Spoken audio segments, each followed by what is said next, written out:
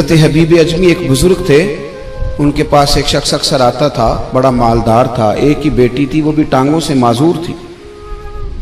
तो आप अक्सर उसको कहते कि तू तौबा कर, अल्लाह की बारगाह में रुजू कर। एक वक्त ऐसा आता है कि फिर इंसान का जब कोई अपना नहीं रहता फिर उसे मुसल्ला याद आता है, लेकिन अगर मुसल्ले की आदत बचपन से पड़ जाए ना तो फिर जरा आसान होता है अल्लाह से दिल लगाना। वो अक्सर आप उसको कहते कि ठीक हो जाए, कि तो बेटी है, वो भी बेचारी माजूर है, तो कहाँ दौलत ले जाए। आज करता हूँ, हम तारीखें देते रहते हैं ना अल्लाह ताला को माज़अल्लाह के रमज़ान से मैंने नेक हो जाना है, उम्रा करके आऊँगा तो फिर मैं पक्का नमाजी हूँ। खुदा के बंदो, किसने तुझे बताया कि रमज़ान तक तू जिंदा रहेगा? किसने खबर की कि उम्रा करने तक तू बचेगा? हजरत हबीब अजमी उसको कहते तो कहता बड़ी जल्दी ठीक हो जाऊंगा। एक दिन सवेरे सवेरे तौबा करने आ गया। आपने फरमाया क्या हुआ? तो कहने लगा हजरत जी कल एक 15 साल का नौजवान मिला है और मुझे तौबा करा गया। मजा ही इस उम्र में अल्लाह अल्लाह करने का। नबी करीम से मोहब्बत भी करनी हो तो यही उम्र है। इश्क लगा सी खेडा खेड दी नूं ते फिर मैनू खेडा भुल भुल गईयां। कज्जल पाया सी मैं यार दे वेखणे नूं, फिर ओदी याद विच रोंदियां ही डुल गईयां। हैदर शाह इस गली कदे न रुलदी, पर हुण ते रुलदी रुल गईयां। जिन लोगों ने अबू जाल को कत्ल किया था उनकी उम्र भी 15 साल थी।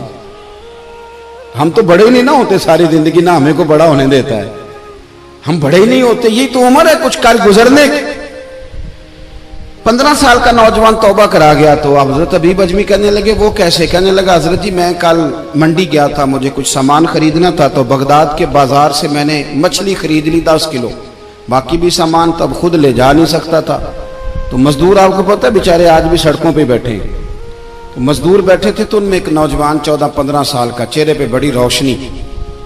मैंने उसको कहा बेटे मजदूरी करोगे? कहने लगा हुजूर मजदूरी भी करता हूँ, पढ़ाई भी करता हूँ, और जो अल्लाह को मंजूर हो उसकी इबादत भी करता हूँ। मैंने उसे कहा कि ये मेरा सामान है, फलान जगह पहुंचाना, क्या लोगे? कहने लगा 3 दिनार मजदूरी। सौदा तय हो गया, उसने सामान उठा लिया। कहते हैं रास्ते में जोहर का वक्त हो गया। कहने लगा चचा अगर इजाजत दो तो नमाज पढ़ लूं। 15 साल का जवान। कहते मैं रख के ना वहां सामान तो फट्टे पे बैठ गया, वो नमाज पढ़ने चला गया। बाकी लोग देर से आए, वो बच्चा जल्दी आ गया। मैंने कहा बेटे आप जल्दी आ गए? कहने लगे नफल छोड़ दिए, अब यही ना समझ लें कि काम चोर है, मैं बाद में पढ़ लूंगा। कहते हैं वो दोपहर का वक्त, रमजान भी नहीं था। मैं उस बच्चे को, नौजवान को घर ले गया और मैंने अपनी बीवी से कहा कि बड़ा नेक है, नमाजी है। और रास्ते में यह भी हुआ है कि मैंने उसे एक दफा कहा है कि ये मुझे थोड़ी देर के लिए दे दो, गर्मी बड़ी है, तुम्हें पसीना आ रहा है, मैं उठा लेता हूं। कहने लगा नहीं चचा मैं रिस्क हलाल खाता हूं, अगर आप उठाएंगे तो मैं 3 दिनार मजदूरी पूरी नहीं लूंगा, फिर पैसे कम करूंगा। मैंने तय किया है कि उठाऊंगा। तो कहते हैं मैंने अपनी बीवी को बताया तो बड़ी मुतासिर हुई। कहने लगी दोपहर का खाना पक गया, उसे को रोटी खा ले। रमजान भी नहीं था। कहते मैं बाहर निकला, उसको 3 दिनार थमाए। तो मैंने कहा बेटे एक बात मेरी मानोगे? कहने लगा बताइए। मैंने कहा खाना पकाए खा लो। कहने लगा मैं माफी चाहता हूं, मैंने रोजा रखा हुआ है। हुजूर ने हुक्म दिया, हुक्म, नबी करीम ने हुक्म दिया, बुखारी मुस्लिम की हदीस है।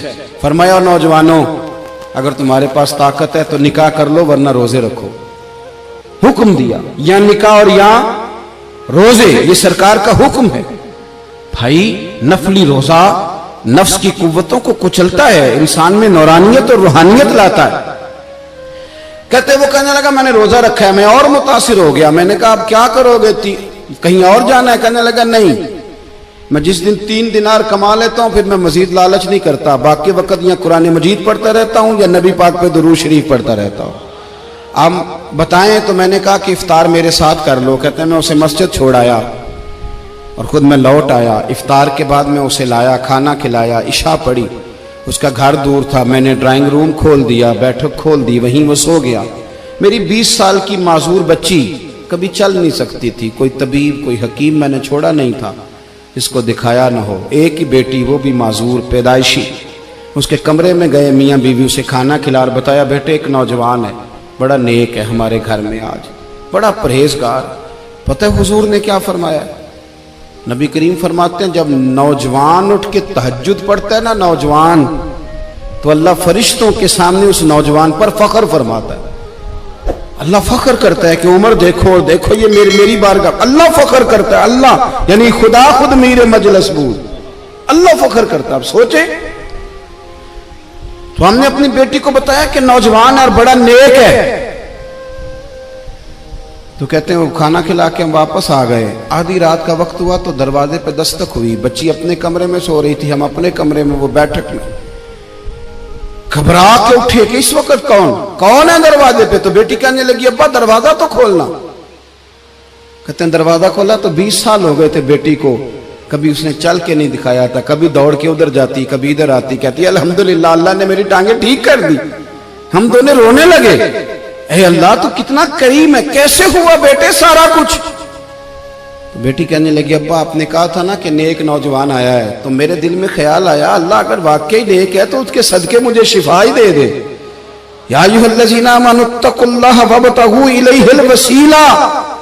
तो कहने लगी अभी मेरी दुआ भी पूरी नहीं हुई तो रब करीम ने फजल किया है और मुझे शिफा अता कर दी। कहते हम दौड़ के उसके कमरे में गए और जब हमने हाथ रखा तो दरवाजा पहले से खुला था, एक खत छोड़ गया था। आजकल के पीर की करामत होती तो फेसबुक पे दे देता, बाकियों को भी जरा भूल पता चले। कहते हैं वो खत छोड़ गया अपने बिस्तर पे कि अगर तुम लोगों को मुझसे मोहब्बत हो गई है तो मेरे पीछे ना दौड़ना, उस रब की बारगाह में झुकना जिस रब ने मेरे ऊपर भी फजल फरमाया है और आप पर भी करम फरमाया।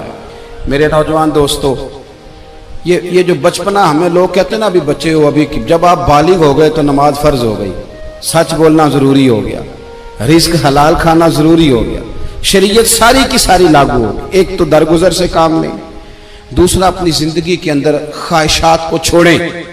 सादा खाना तो वैसे ही इंसान को तंदुरुस्त रखता है। ये जो चक्कर हमने डाला हुआ है ना मर्जियां करने का, अब मोटरसाइकिल बिल्कुल अच्छी भली होती है पर सिफारिश ये है कि मॉडल पुराना हो गया है, तो ये तो कमजोर लोगों की अलामत है।